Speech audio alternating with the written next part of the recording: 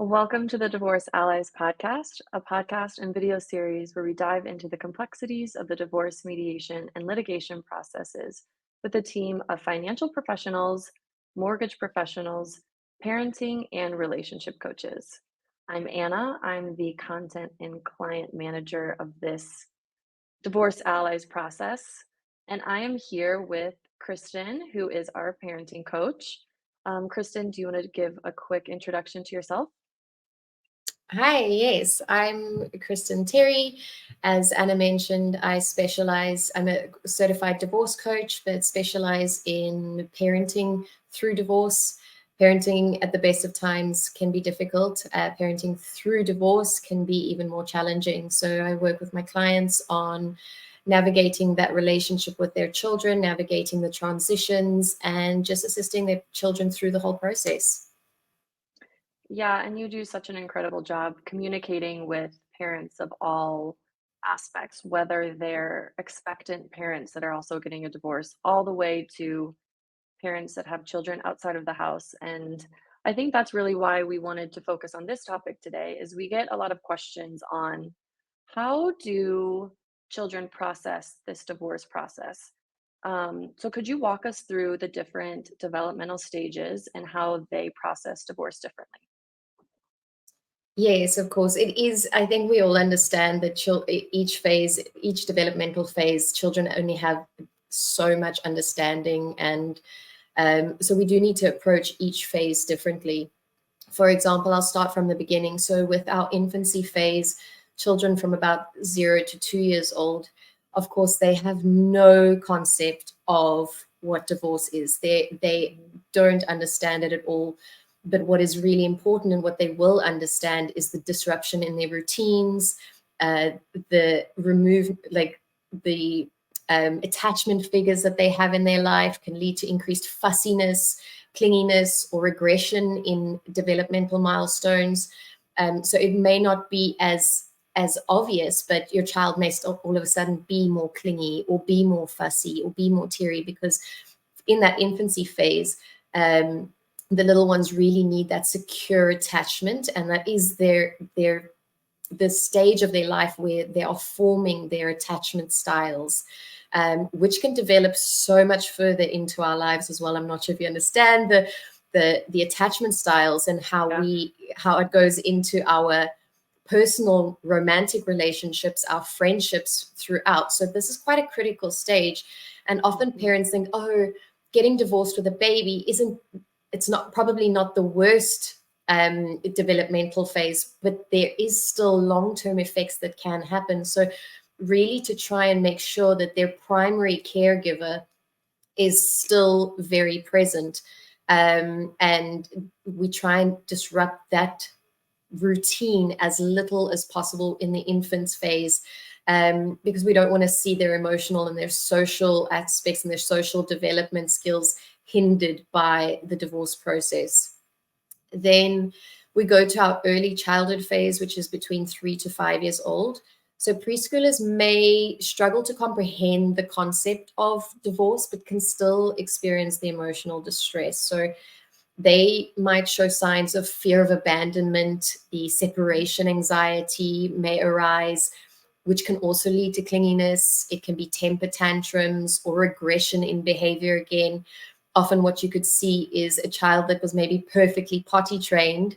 You're going through divorce, and now once the separation happens, their whole potty training regresses, or their Interesting. speech may regress as well, or their, whatever their milestones may have they've achieved, you may see quite a regression in that phase of going through divorce.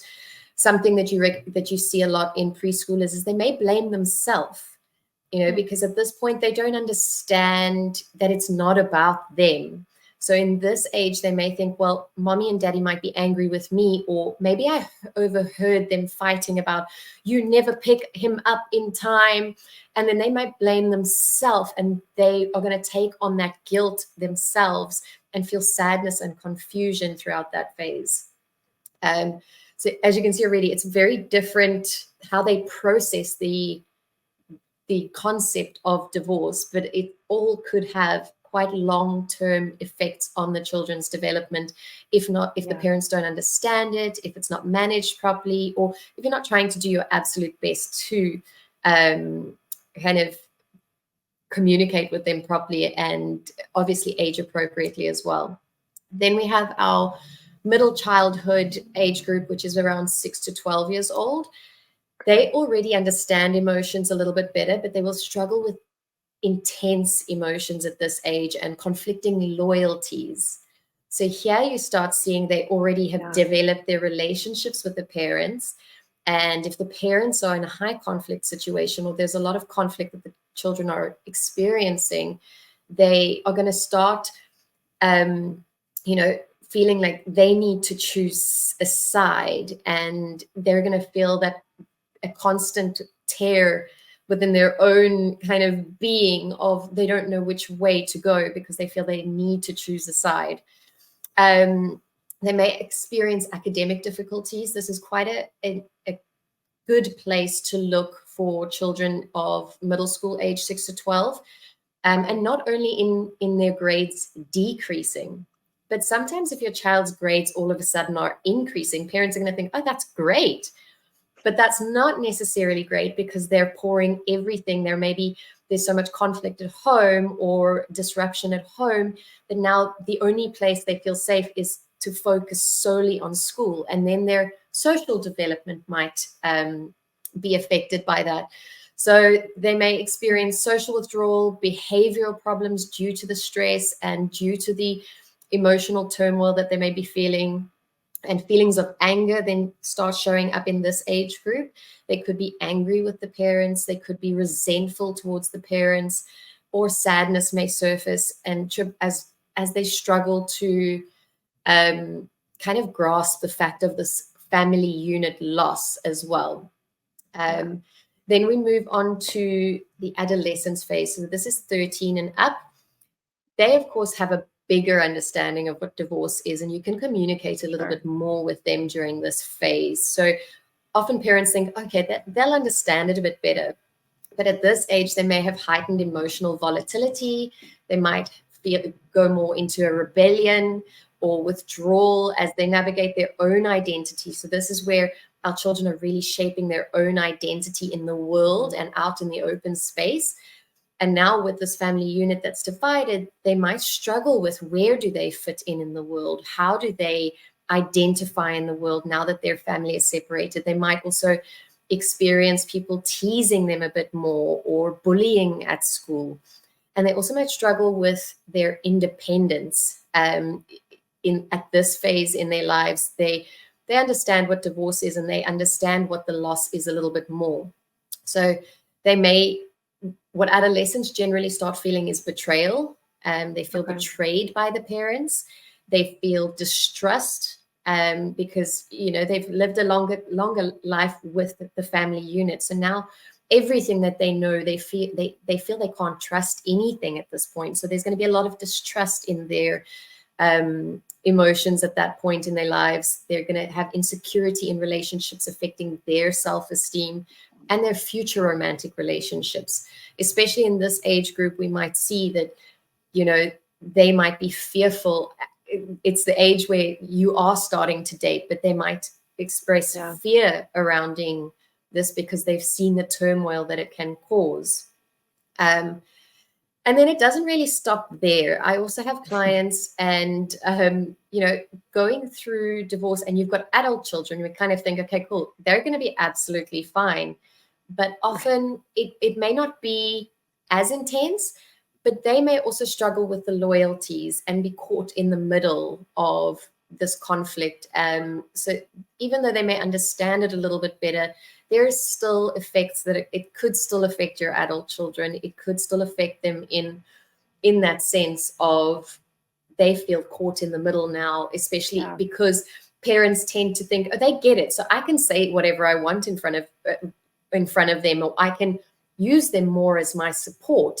And parents tend to use their adult children more as their confidant. And that can cause a lot of issues with your own relationship with your children. I emphasize on this so much is we can never control the other parent, but we do need to focus on our relationship with our kids and what we can control with them. So even with our adult children, they also feel it. They also feel hurt, and they generally will feel caught in the middle if there's a lot of conflict surrounding the divorce. Yeah, this is fascinating to listen to every stage and relate it back to different tendencies and patterns that I see in people who've had parents who have gotten a divorce. It's fascinating because it's true. It's almost exactly the same. And so I know in theory, we can only say in theory, how should parents act and communicate and behave with their children at all of these different stages in order to prevent some of these patterns? Or is it that a lot of the time, regardless, even if you have the best communication in the world and you're trying your best, sometimes these patterns will still repeat?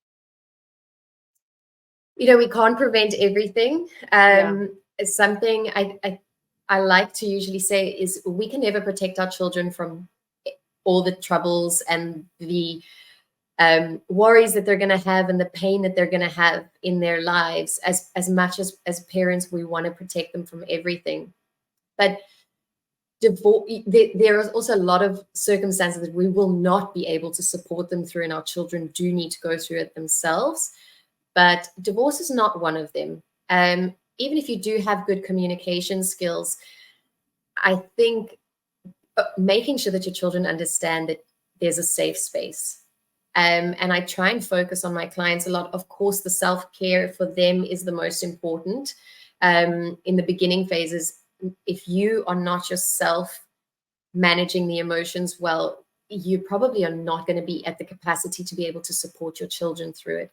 So my first tip is always for parents to seek support, find ways for them to learn emotional regulation if you're not very good at it at all at that point in your life.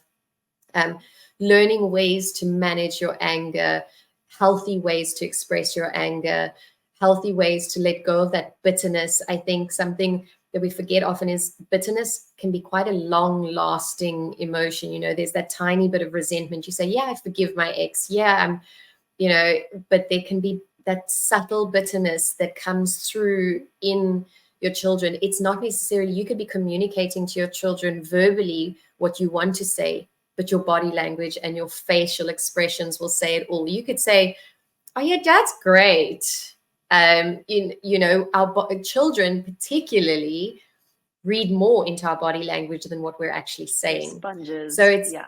they are sponges more, and it's more about modeling the Hmm. behavior.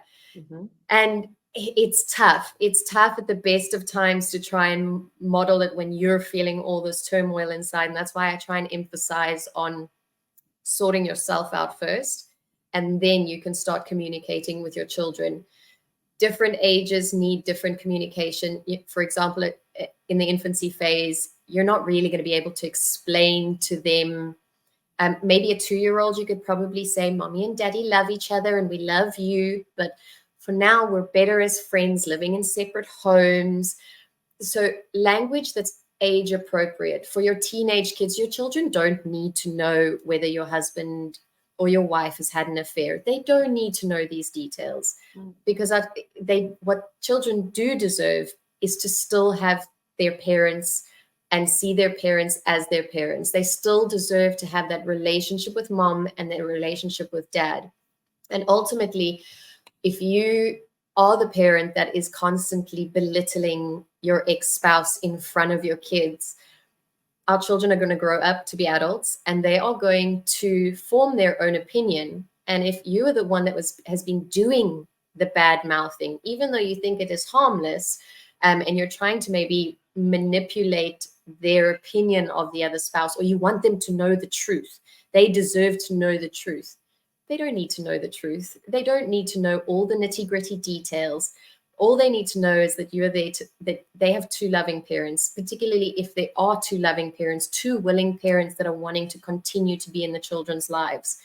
There are certain circumstances, of course, I always feel I need to say, if there is any verbal, physical, emotional abuse, you know, we aren't speaking about these circumstances. We are speaking about the circumstances where there are two willing and loving parents.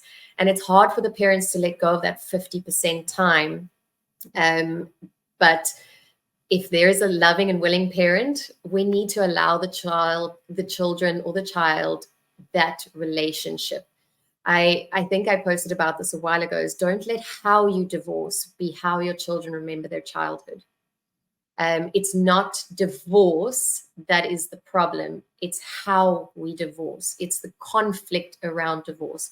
And no one is perfect. We've all said things, we've all done things in the heat of the moment.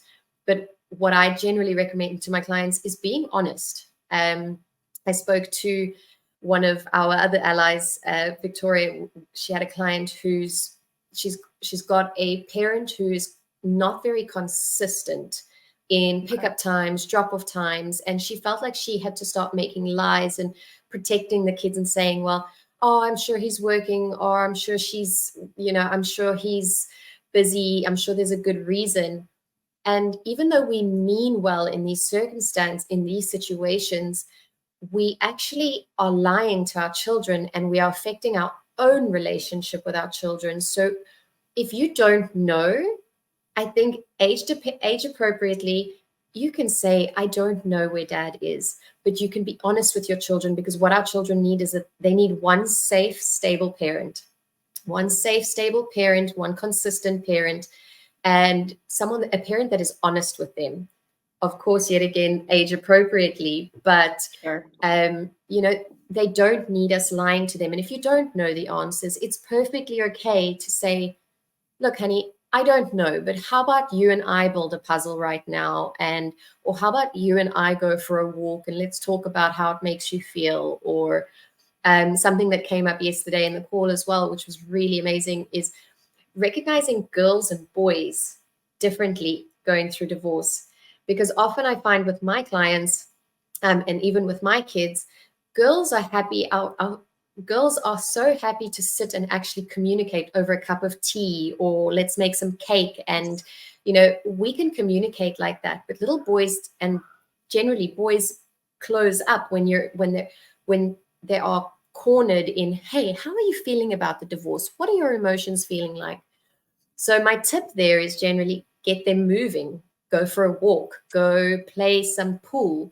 Boys can process a lot easier when there's movement involved. Kick a ball around with them, go hit a golf ball if you need to. You don't need to be good at any of these things, but getting your sons to move while they're processing this is going to help them open up a lot more than with your little girls. So these are just a few little tips of, each child is different. And as parents, yes, if it gets to the extent where you need professional help and you need to see a child therapist, but we would like to get to the point, and this is my sole goal, is to empower the parents, because you know your child best. And with just a few tips and a few tools, you are the best person to support your child. You are the safe place for your child. And if you are the one that can help them through that, you're best equipped to help them through that. So seeking that advice, seeking these sorts of tips, speaking to other people that have been through it before, or, looking for a divorce coach, someone that can give you that foresight, because we don't know what we don't know.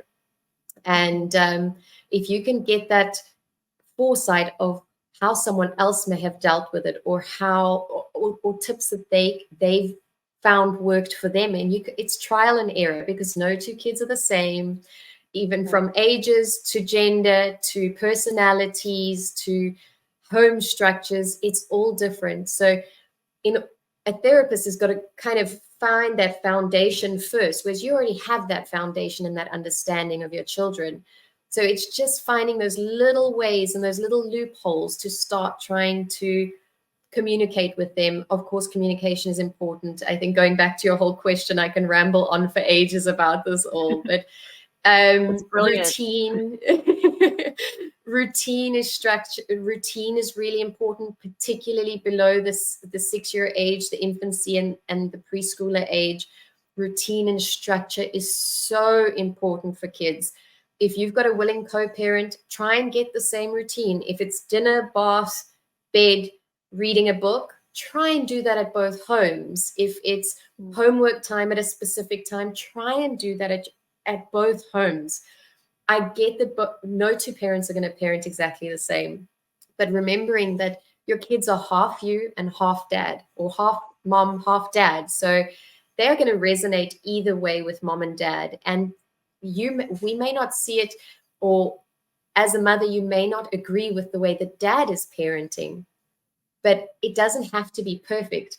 As parents, we mess up all the time. No parent is perfect. And I know for a lot of moms and a lot of my clients, when I speak to them, it's hard for the moms to let go of that mama bear. You want to cocoon your kids, and maybe dad hasn't been as involved in the upbringing of the kids. Maybe you have taken more of the load and you don't think he's capable of stepping up, and he's going to make a mistake and he's going to let them drink soda at 7 p.m. at night, or he's going to give them too much sugar or too much screen time, or their bedtime's not going to be the same. Yeah, it might be frustrating, but these things are not detrimental to their upbringing. And kids are resilient. Kids are very resilient, and learning two different styles, it's good for our children to learn that people are different, because Yeah, everyone's different. And when we send them out into the world and they already have an understanding of, okay, cool, things are different at mom's place, things are different at dad's place, it makes them more understanding of people's differences. So even though we exactly. think it could be detrimental and it could have long-term negative effects, there's a lot of positive effects or positive outcomes that can come from this. And my favorite people, I generally say this, a lot of my friends actually come from divorced families, and they have a deeper understanding, a deeper empathy, a deeper resilience, drive, ambition. There's so many good qualities that come from this. Not saying go get divorced so that your kids can have these qualities at all, but it's not all doom and gloom. It's not all doom and gloom, and it is just about you know open communication, honest, and being that safe space with routine and structure as much as you possibly can. Well, Kristen, this is absolutely incredible. You bring so much light and insight to this whole topic, which I know, like what you just said, it doesn't have to be doom and gloom. It's just a different way you perceive everything, and being there for your children and following some of your tips and tricks. I think it gives people hope in a time where it feels a little bit hopeless. But so a theme that we always talk about is self-care should always be your number one goal, whether you're thinking about divorce, starting the process, or even coming out of it. I want to know right now, because you have two young boys. So what's a way that you incorporate self-care into your daily routine? And non-negotiable for me is gym. Hmm. Okay.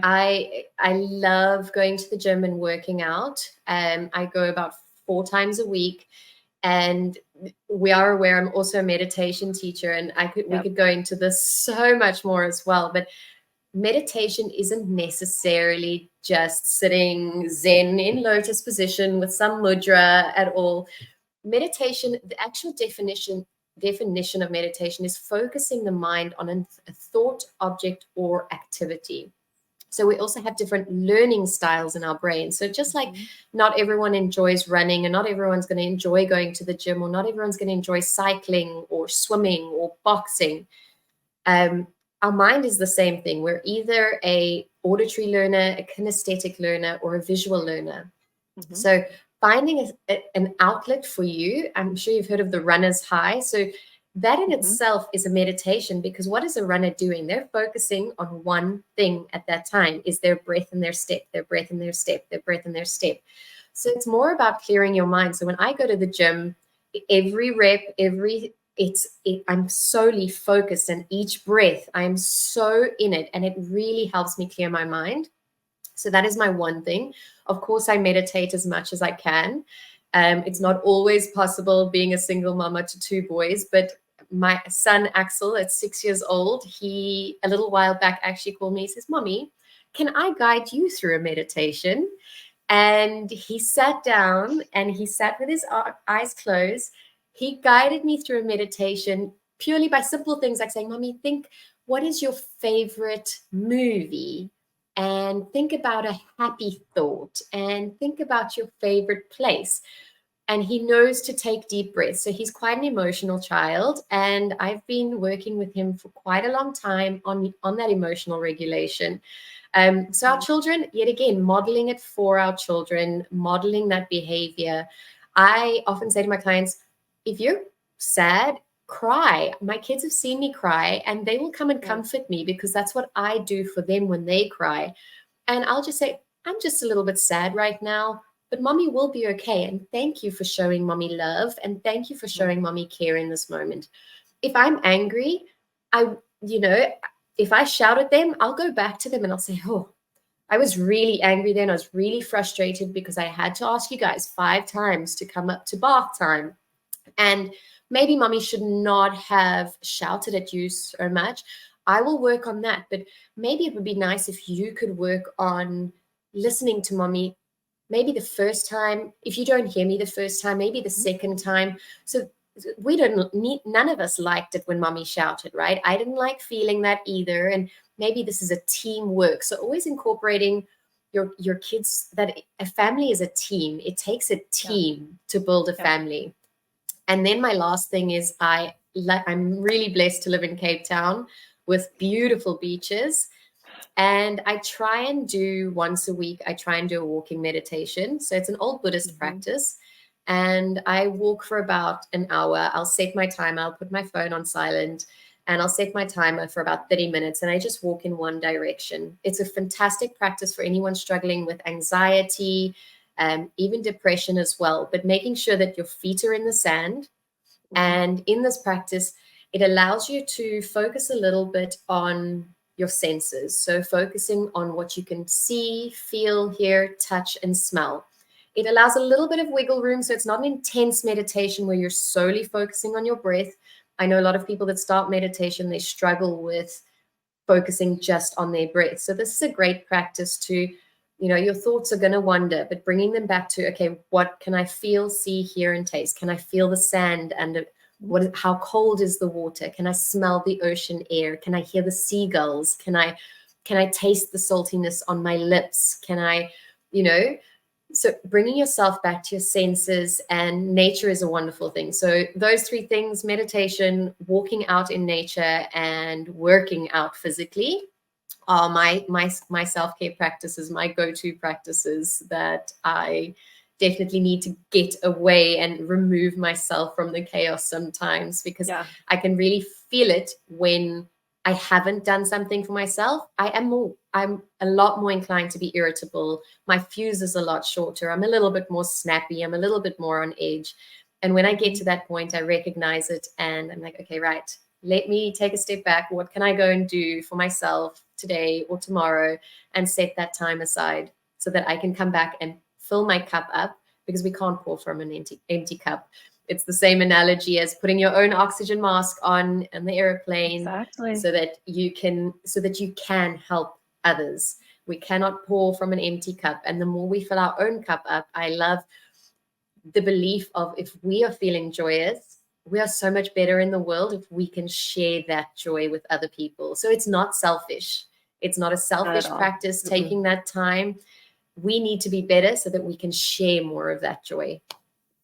Right. Imagine 1 hour in the morning can affect the rest of the 18 hours of the day, or how, whatever you sleep at night. But it's it is such an important thing that 20 minutes, 30 minutes in the morning can affect not only your attitude, but your children's attitude, everyone that you come in contact with, the grocery store clerk, the whoever. And it's just, yeah, it's not selfish at all. It's self-care without being selfish.